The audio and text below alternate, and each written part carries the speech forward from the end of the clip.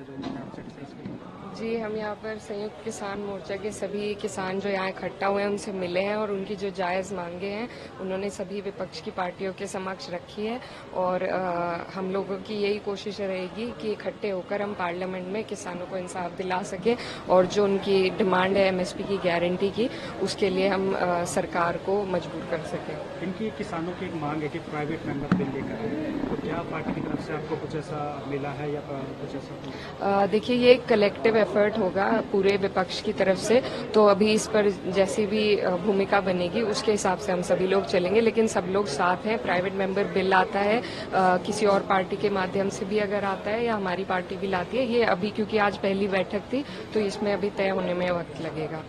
एकता जी, ये लंबे समय से मांग तो चली आ रही है लेकिन सरकार ने पूरा नहीं किया, तो क्या ये अन्याय है या इनके साथ? बिल्कुल, बेहद बहुत बड़ा अन्याय है और सरकार जो है चुनाव के वक्त बड़े बड़े वादे अपने मैनिफेस्टो में करती है, लेकिन जब बात पूरी करने की आती है तो इसी तरीके से जो किसान है उन्हें ठगा जाता है और इसमें कोई इतना बड़ा तिजोरी या खजाना किसान नहीं मांग रहे हैं, अपनी एमएसपी की गारंटी मांग रहे हैं और इसी से एक किसान के घर का पालन पोषण होता है। हमारे यहाँ पर भी कई मिल हैं जहां पर लगातार पेमेंट भी नहीं 14 दिन की हो पाती है और सरकार ने यहां तक कहा था कि अगर 14 दिन की पेमेंट ना हो पाए तो उस पर भी ब्याज मिलना चाहिए, लेकिन ना ब्याज मिलता है, ना पेमेंट मिलती है, ना गारंटी मिलती है। तो जिस तरीके से सरकार इस देश की रीढ़ की हड्डी होने वाले किसानों को तोड़ रही है वो सबके सामने है और विपक्ष की यही कोशिश है कि किसानों का मुद्दा हमेशा उठा रहे हैं। जब भी एमएसपी गारंटी की बात किया सरकार की तरफ से कहा जाता है कि हम सम्मान नहीं दे रहे हैं, सम्मान कर रहे हैं किसानों का।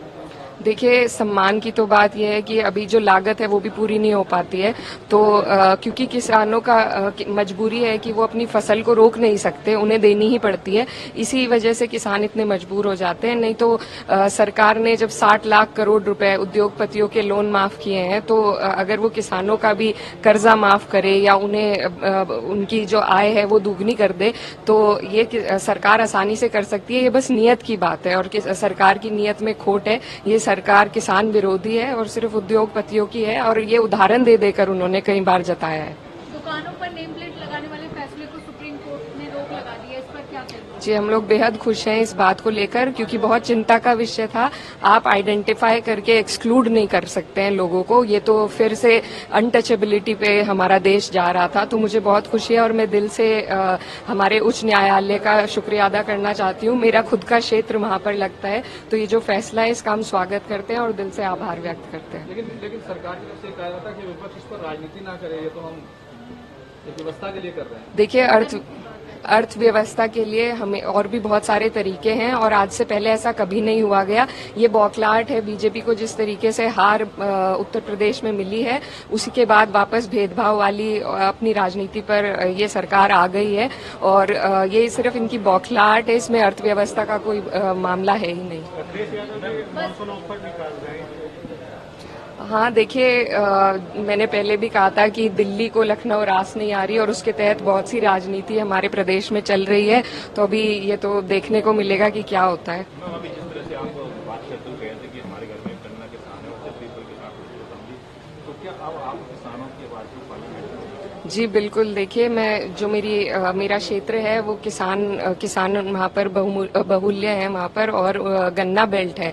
मेरे खुद के घर में खेती होती है, तो हम अच्छी तरीके से समझते हैं किसानों की पीड़ा को और किसानों को सरकार के अलावा कोई और उनका संरक्षण नहीं कर सकता। तो सरकार को अपनी जिम्मेदारी से अब मुंह नहीं फेरना चाहिए और ये जिम्मेदारी समझकर किसानों का संरक्षण करना चाहिए। सिंगल आईडी कर लेंगे, कल बजट पेश करेंगी निर्मला सीतारमण, क्या कहेंगे? हमें सरकार ने अपने मैनिफेस्टो में जो बड़े बड़े वादे किए हैं, तो हमें उम्मीद है कि जो बजट होगा वो उन सब चीज़ों को ध्यान में रखते हुए होगा और बजट में जो हमारे छोटे व्यापारी हैं, किसान हैं और महिलाओं की शिक्षा के लिए मुझे उम्मीद है कि कुछ ना कुछ जरूर रहेगा और सरकार को अपनी जिम्मेदारी लेकर ये सब देना भी चाहिए। सुप्रीम कोर्ट ने भले ही रोक लगा दी है लेकिन बीजेपी ये कह रही है कि नाम दिखाने में दिक्कत ही क्या है, ये पिछली सरकारों में भी आदेश आए हैं, इसमें क्या दिक्कत है? नहीं, आज से पहले हमने कभी नहीं सुना है इस तरीके के आदेश आए हैं। ये पहली बार ऐसे भेदभाव फैलाने वाला आदेश है और ये आइडेंटिफाई करा के आपको एक्सक्लूड कर रहा है कि आप अपनी पहचान बताइए ताकि आपसे लोग सामान ना लें या एक भेदभाव उत्पन्न हो लोगों में। तो ये आज से पहले कभी नहीं हुआ है और इसमें जो बीजेपी जिस तरीके की डिवाइड एंड रूल वाली पॉलिटिक्स के लिए जानी जाती है उसी पर अब वापस घूमकर आ रही है। और ये मेरी नजर में चुनाव के जो परिणाम आए हैं उसके वजह से हुआ है, क्योंकि बीजेपी को काम दिखाने के लिए बीजेपी के पास कुछ है नहीं, तो वो लोग सिर्फ एक तरीके की राजनीति जानते हैं और उसी पर घूम फिर कर वापस आ रहे हैं। नमस्कार, मैं हूं मानक गुप्ता। अगर आपको हमारा ये वीडियो पसंद आया हो तो इसे लाइक और शेयर जरूर करें और हाँ, हमें सब्सक्राइब और फॉलो करना ना भूलें ताकि आप देश और दुनिया की कोई खबर मिस ना करें। तो जुड़े रहिए हमारे साथ और देखते रहिए न्यूज़ 24।